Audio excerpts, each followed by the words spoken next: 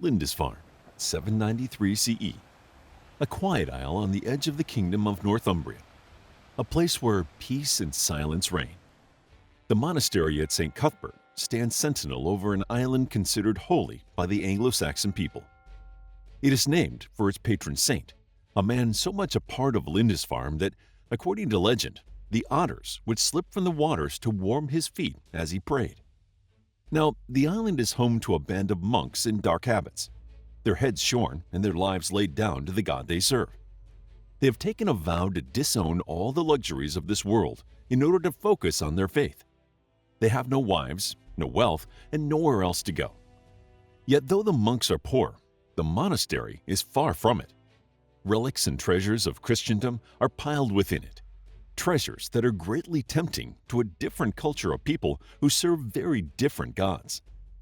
Coming from the northeast, the Viking longships cut through the peaceful waters off Lindisfarne. The men waiting within them consider themselves to be holy men, carrying out a holy duty, just as much as those quiet monks with their simple lives.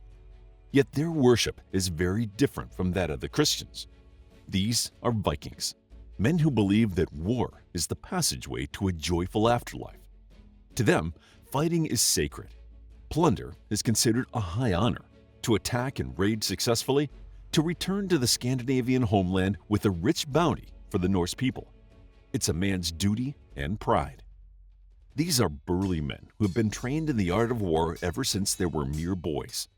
They believe that the only way to reach Valhalla, a place of raucous feasting, pretty women, and plentiful food, is to die in battle, and to do it not only with courage, but also with enjoyment. When two very different cultures collide, there is bound to be bloodshed, and blood is shed brutally on Lindisfarne that day. Treasures are carried away, the monastery is set alight, and monks lie butchered in the streets. The Northumbrian response is one of horror. Lindisfarne had no fortifications. To the Anglo-Saxon mind, it was unthinkable that anyone would attack a monastery. Vikings are labeled heathens and become faceless devils in the eyes of Northumbrians. The Northumbrians fail to understand that, to the Vikings, war is as sacred as the monastery they've just destroyed. The attack on Lindisfarne is only a harbinger of what is to come. For more than a century, Viking raids will continue to plague the coast of modern-day England. These raids are quick, brutal, and devastating. The Vikings arrive in ships so swift that there is no time for coastal towns to prepare for the attack. The Viking warriors are fiercely dedicated to fighting. Some of them are berserkers, bearskin-clad giants who coat their shields with hallucinogenic henbane. Biting down on their shields drives them into a killing frenzy, rendering them deadly to anyone nearby, be it friend or foe. Instead of swords, they brandish battle axes. These men are unstoppable compared to the Anglo-Saxon knights and terrified peasants. The Anglo-Saxon solution is to pay Danegeld, heaps of treasure given to the Vikings simply to make them leave. In the 8th and 9th centuries, there was no such thing as England. The island known today as Great Britain was once a collection of small fractured kingdoms ruled over by petty, squabbling kings. All that will change when the Viking raids become a full-scale assault in the late 9th century.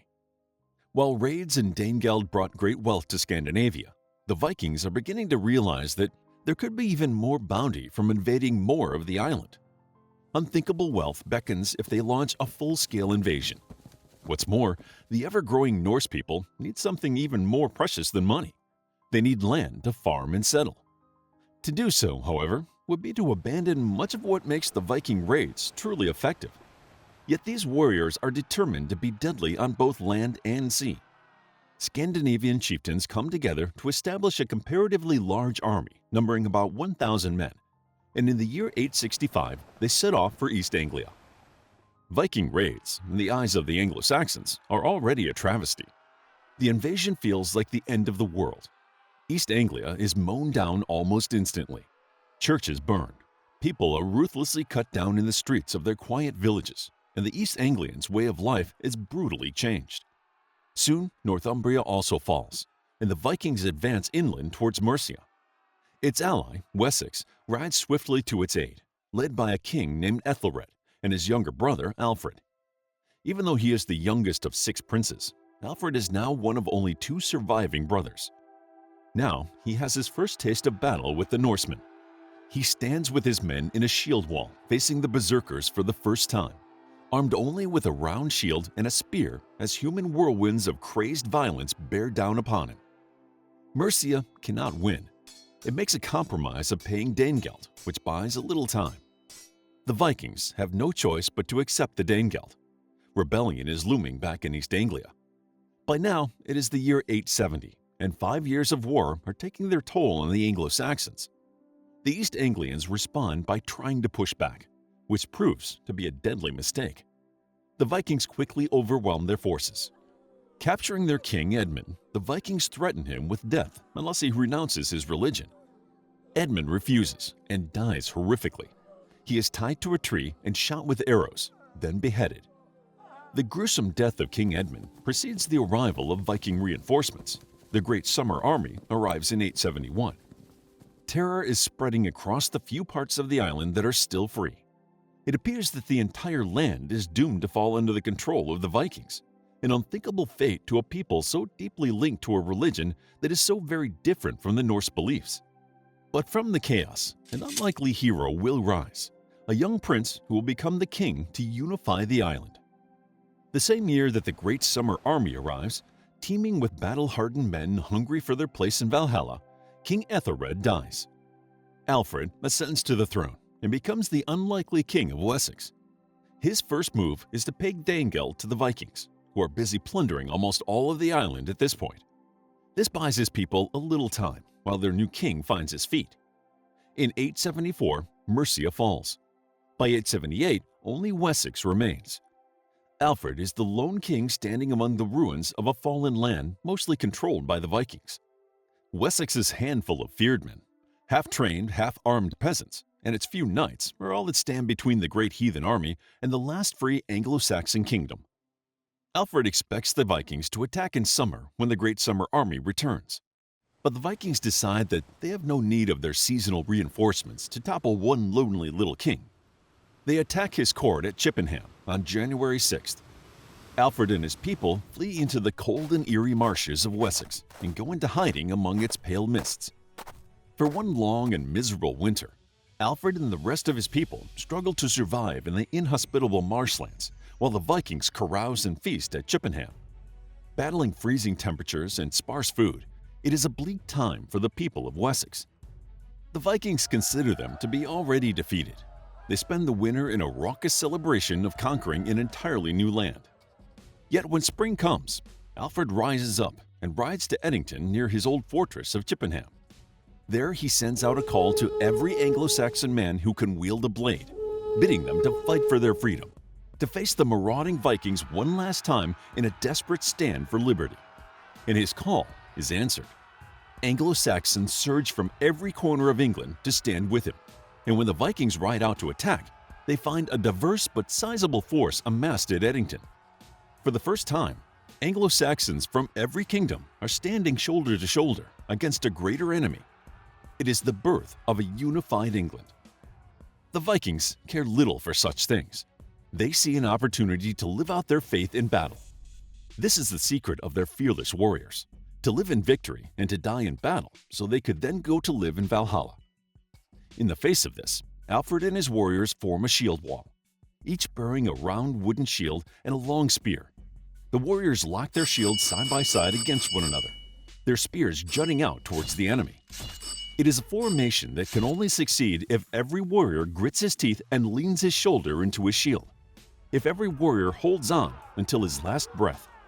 When one man falls, another steps over his body, locks his shield into the wall, and takes his place.